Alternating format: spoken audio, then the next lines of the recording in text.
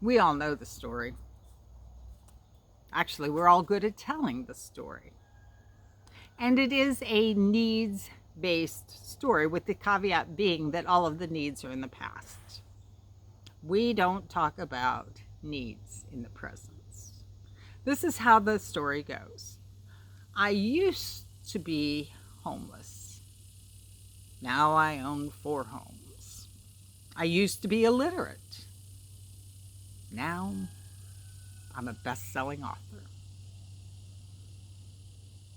At one time, I was struggling. I didn't have anything, but I pulled myself up by my bootstraps. We know the story. We know the mythology.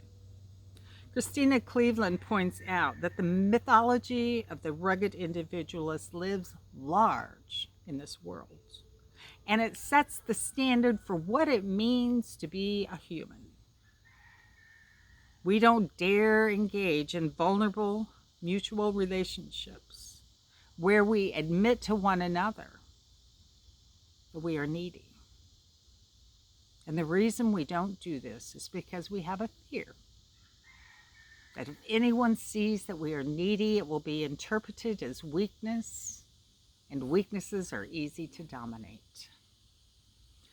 Cleveland goes on to say that every time we hide our needs, we take one step closer to that contagious spiral of shame, which is deeply embedded in patriarchal thinking.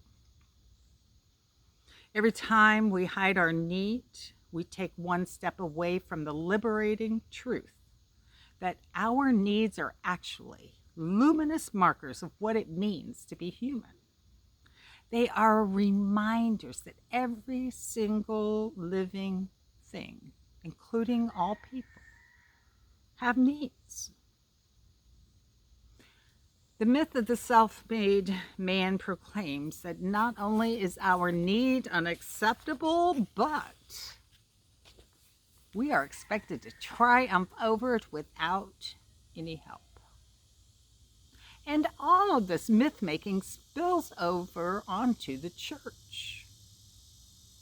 You can hear it in the theology of the victorious, triumphant God. You know that story as well. Up from the grave he arose like a mighty victor over his foes. For Christina Cleveland, this victorious, all-powerful God wasn't meeting her needs. So she went off seeking other seats, which is actually a Jesus thing. It's at the core of one of our favorite songs, a song we sang last week. You have come down to the lakeshore, calling us, teaching us to fish differently. With Jesus, we seek other seats.